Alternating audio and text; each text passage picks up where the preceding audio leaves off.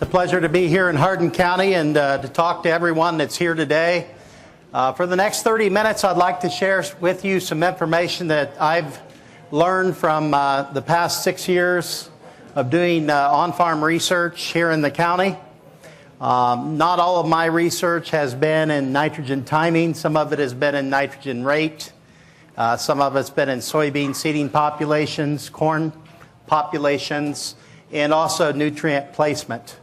So specifically what I'm going to share today is some of the results from Hardin County, and I have also included some results from Fulton County as well to add to the data that I have, to add to the pool of data, to add to my talk.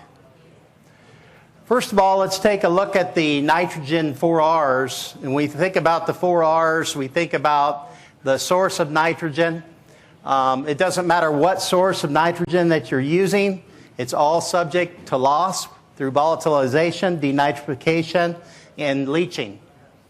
When we talk about rates, you just heard the previous speaker talk about the old tri-state recommendations for the amount of nitrogen that varies greatly.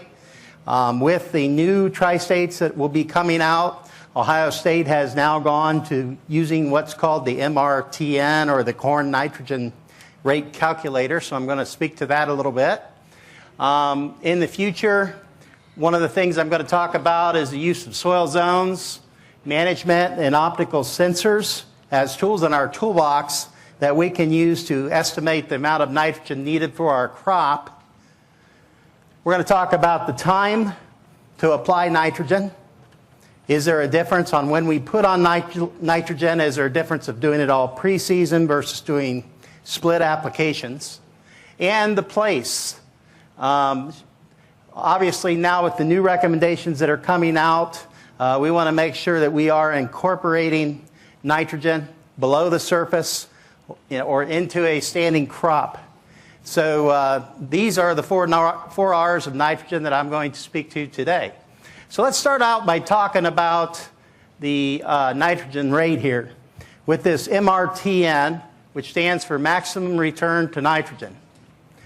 Past research has shown that when we pour nitrogen onto a corn crop, what happens to yield?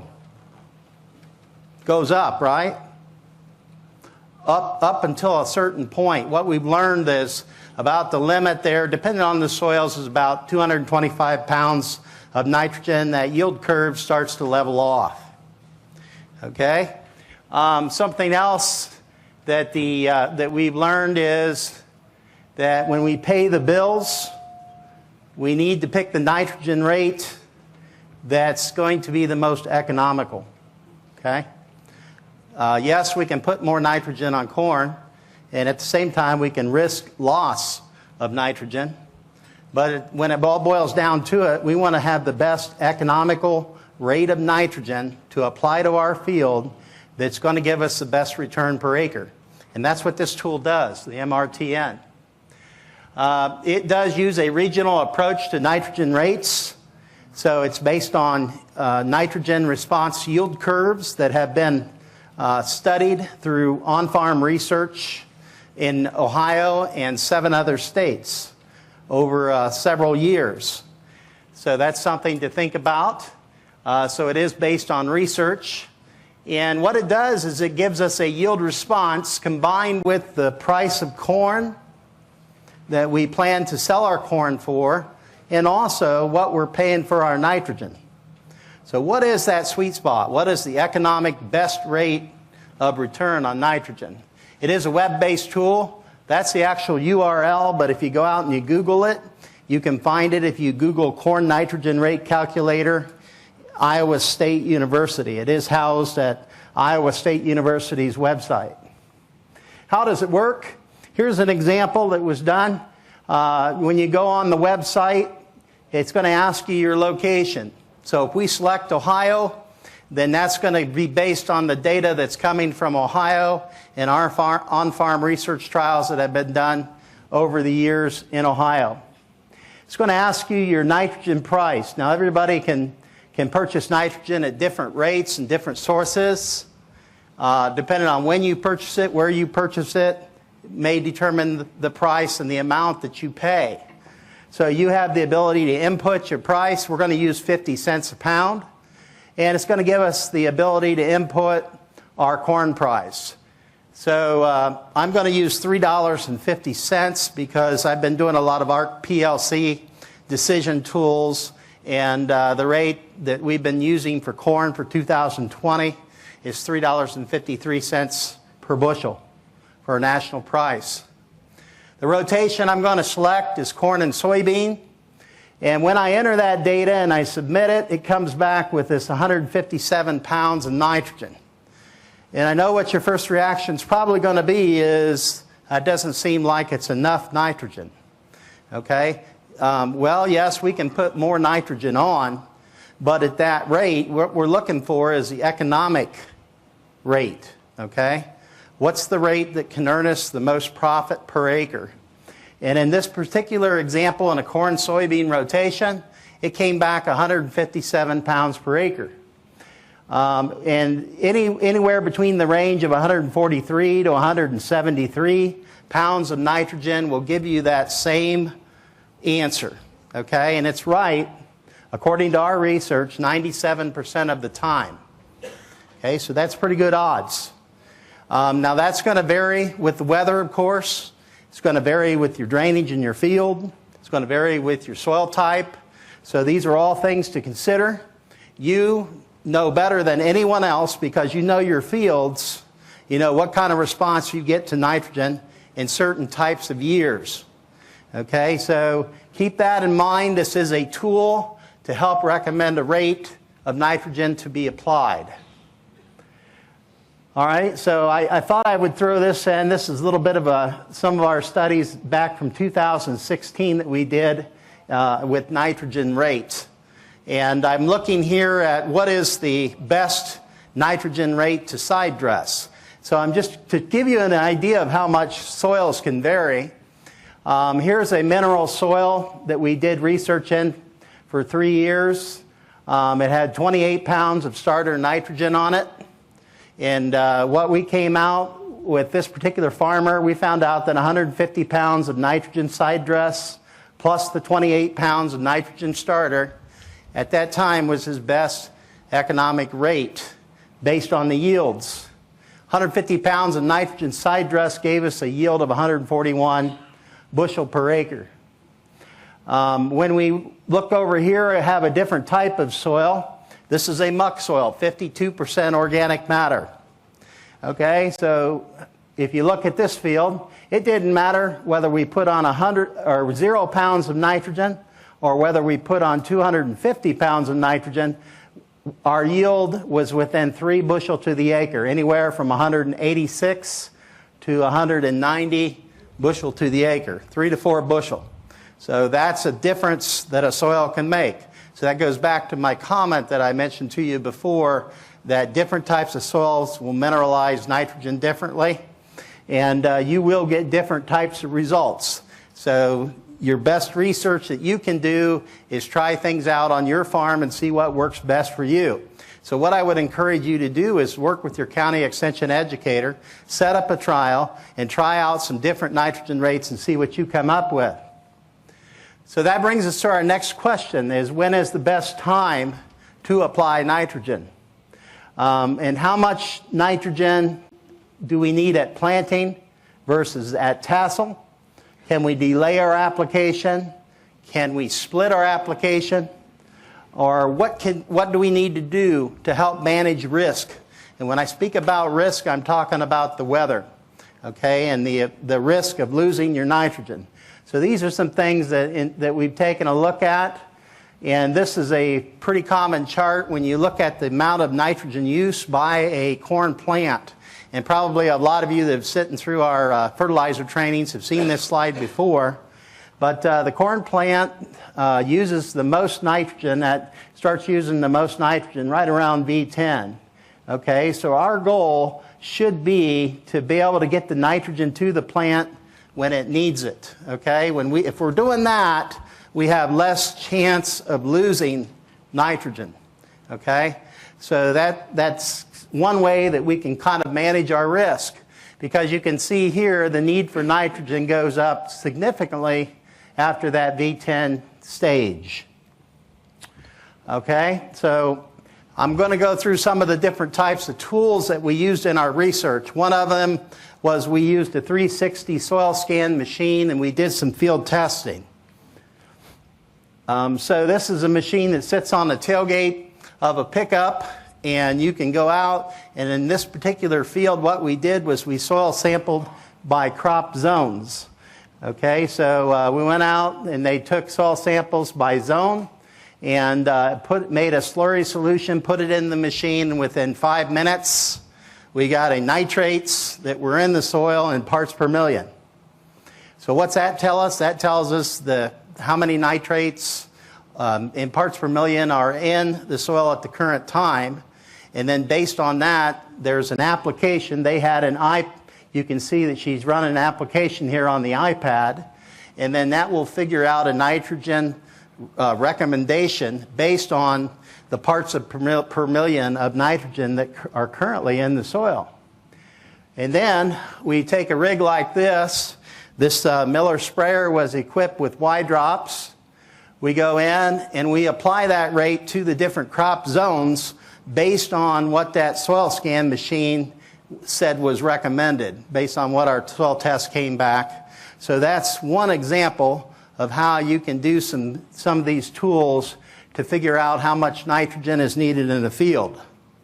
And granted, not everybody has the equipment that can do high clearance application in late season corn. So that's one of the things that's kind of a limiting factor here. Another farmer that I worked with, we worked with these color sensors. So in our plot work that we had handheld sensors. And the way that they work is they measure the amount of light that's reflected versus the amount of light that's absorbed. And it's basically telling you by the color of the green plant, the corn plant, it's telling you how much nitrogen that corn plant needs based on a similar plant in a nitrogen-rich situation. Okay, this particular one sprayer was set up where they had 4 of these sensors set up on the boom of the sprayer going across. Okay, so this sprayer was 120 feet wide. They had 4 sensors set up on it. The sensors were sending the algorithms to an iPad that was in the cab on the go. And so what we can see here, this is a deflector shield to prevent the sunlight from interfering with the reading. Okay, and he drove through the field, and this happened to be in 2017, which was one of the wet years when our corn was showing a need for nitrogen. And you can see here on the monitor here, we can see which strips have had nitrogen applied and which have not. And if you take a quick look here, normally with a Y drop system, we can't go wider than 60 feet because they're too heavy on the sprayer. This was a homemade Y drop system, which he could go the full 120 feet, which was a lot less weight. So as we're moving through the field, the 4 optical sensors are taking readings, feeding them to an iPad that's in the cab of the sprayer. And then what that's doing is on the go, it's calculating the recommended amount of nitrogen that corn plant needs.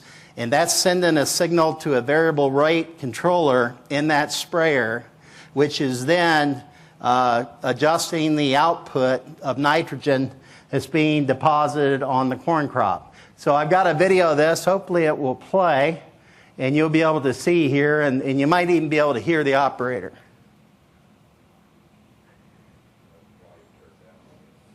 Okay. But basically what he's telling me is, as we're driving through the field here, is he's telling me that 2 years ago, which would have been back in 2015, and what kind of weather did we have in 2015? What do you remember from that year? Very wet, right? It rained all through June, July. Okay, it was very wet. A lot of people had trouble getting nitrogen on the corn crop. The corn, it rained and then the corn started growing and we couldn't get nitrogen on the corn crop. With high clearance equipment like this in the picture here, it gives you the opportunity to put it on late. However, the risk is if that corn gets too high, we're not going to be able to make that late season application. If you have a lot of acres to cover, most people don't have the equipment that can do that anyway. So in years like 2015 and also 2017, when we had wet years like that, if you had access to highboy equipment to get nitrogen on, that was one solution.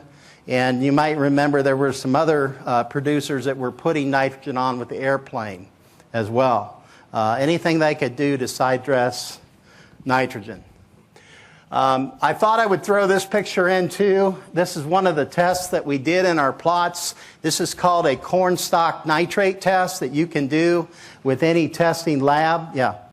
Back to the scanner or the sensor. Yeah. How do you determine the high end rate that you're comparing to? Yeah, each hybrid's different. Is that what you're getting at? Well, he's asking how do we compare the high end rate that you get to? Yeah, how do you determine the high end rate strip that you're going to compare to? Because if some of your other data says that if we're putting 200 pounds or 250 pounds on, are we comparing to that rate, or are we comparing to what the MRTN rate is? What we did in our plot is that we set up a high end strip at 250 pounds of nitrogen, and that was our nitrogen rich strip. So we based that on the reading that we got from the 250 pounds of nitrogen. So you're trying to bring everything else up to the same greenness or whatever that the 250 strip is? Is that? No, we're not bringing it all the way up to the 250 strip, but it's given us the response rate of the nitrogen it figured into the logarithm, the way I understand it, to be able to tell how much nitrogen it takes to increase the dark green color in that particular hybrid. We used a handheld unit when we did it in our plot, which is different from this variable rate controller. So it's a little bit different than what we were used to using. So hopefully that answers your question, or that was my attempt to answer your question. Okay, so I'm going to go back to this next test here. This is what we call a corn stalk nitrate test. And any lab can do this particular test. And basically what we do is after that corn reaches physiological maturity, you can go in and you can take a stalk cutting, and it has to be at least 6 inches from the roots because you have a higher concentration of nitrogen closer to the roots. We take these several samples from each strip. We were taking 10 from each strip that we did in our research. We send it to the lab, and they send us back an analysis that looks like this. It tells us the parts per million of nitrate that are in that corn stalk. If it comes back at less than 250 parts per million, then that tells us we did not put enough nitrogen in season on that crop. Okay? If it comes back that it's between 2,000 and 4,000, then that tells us that we've reached our sweet spot where we're getting 100% of our potential yield based on the parts per million of nitrogen that's left in that stalk. So our goal is we want to hit this area here, which is between 250 and 2,000 here, where we're getting the highest relative yield and we're not leaving extra nitrogen in that corn stalk. So that's the corn stalk nitrogen test. Okay, so where did our trials come out at? In this particular trial here, we're going to call this the Hardin County Nitrogen Timing Trial number 1. We can see here this was a test done with Y drops. Our check was 0 nitrogen at side dress, but it did have 147 pounds of total nitrogen as a starter on that particular example. Okay, so we were using through our Y drops was 28%. For the starter was urea, DAP, and ammonium sulfate.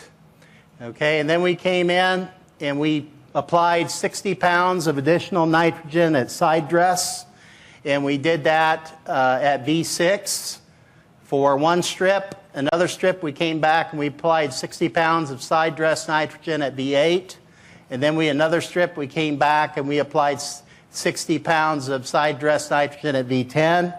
And then the final strip, we came back and applied 60 pounds of side dress at V12. What did we learn from this? One thing that we did learn, if we look here, here's our total nitrogen. Our check had 147 pounds of total nitrogen.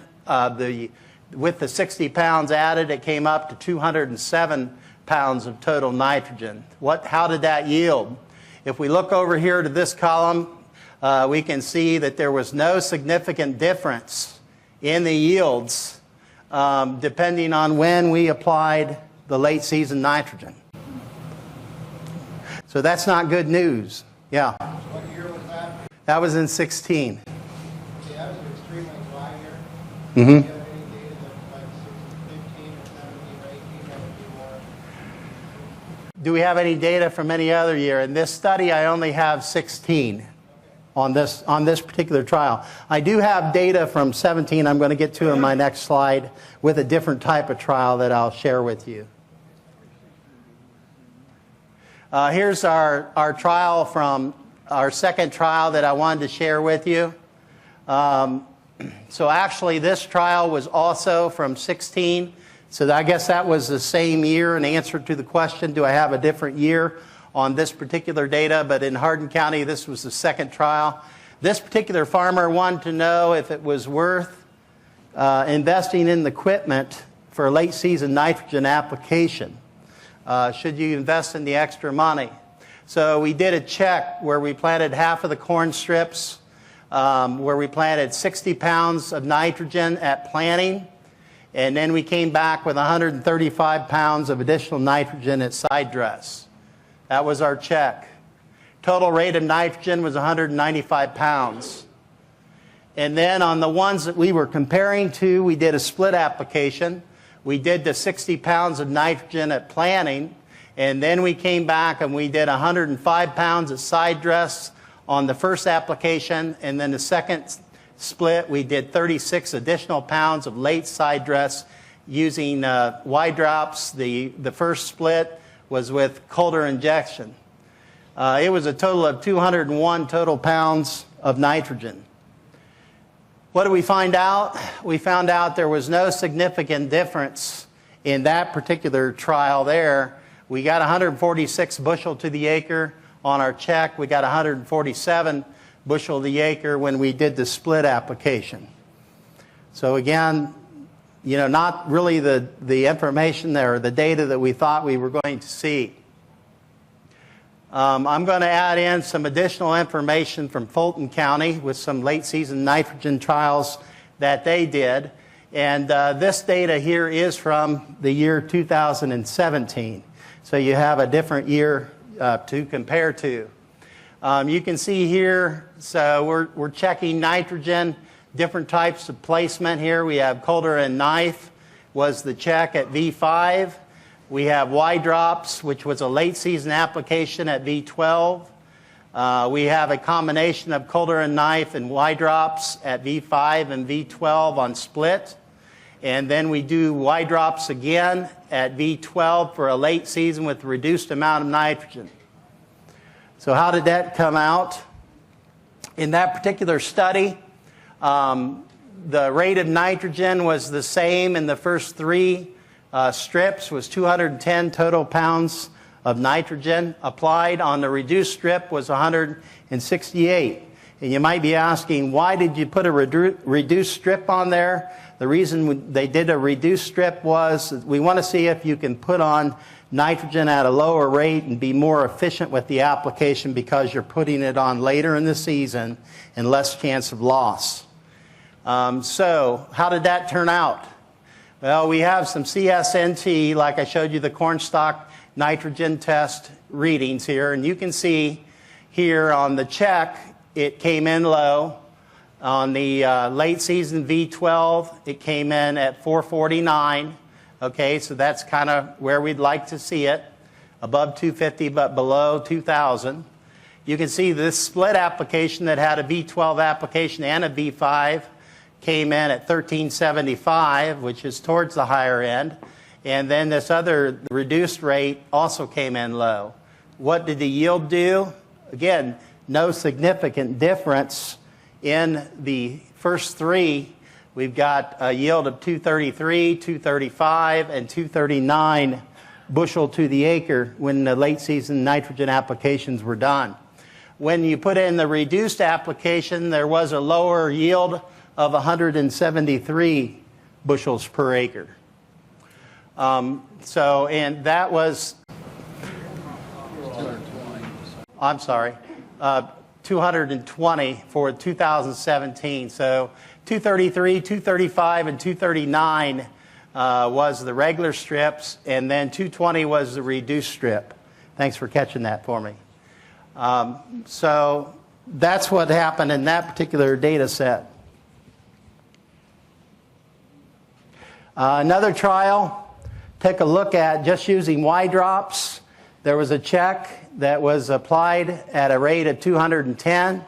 There was a late season at B10 that had a rate of 210. There was a late season application at V10 at a reduced rate of 168. And then there was a reduced rate at V10 of 126.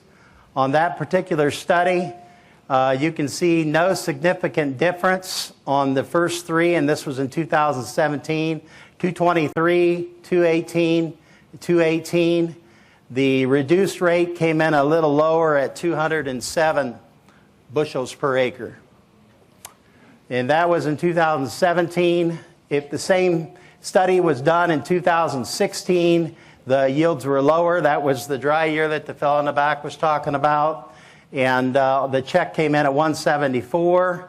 The V10 application at 176. The late V10 reduced rate was also 176. And that's the data from 2016. So does it make a difference with the different type of nitrogen that you use? There was a study done in Fulton County. The third study we're taking a look at was a gas injection with anhydrous ammonia. It was a check at V5, 210 pounds of nitrogen.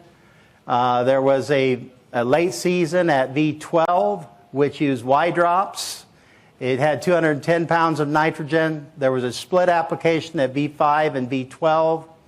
And that was used both anhydrous and drops. And then in V12, there was a reduced rate that had 168 pounds of nitrogen on it. So you can see here, here's our sources of nitrogen. What did it do as far as the yield? No significant difference in yield when we tried different types of nitrogen. We had 209 for the anhydrous. We had 212 for the Y drops, 214 when we used both, and 211 when we used the reduced rate. So again, no significant difference in the yield.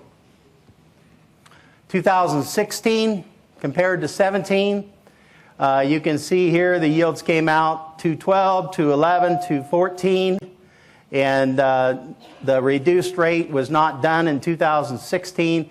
But again, no significant difference in yield when the study was done in 2016. Okay.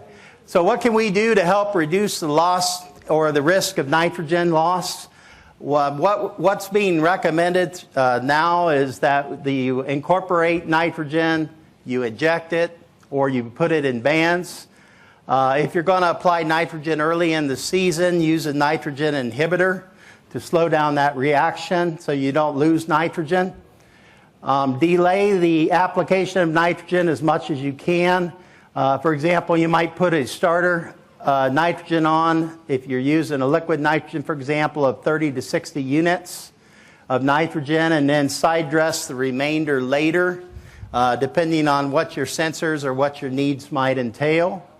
Or if you're using an anhydrous system, you could start out with 100 pounds of anhydrous, then use a crop sensor in season, and then apply either 20, 40, or 60 pounds of nitrogen later in the season.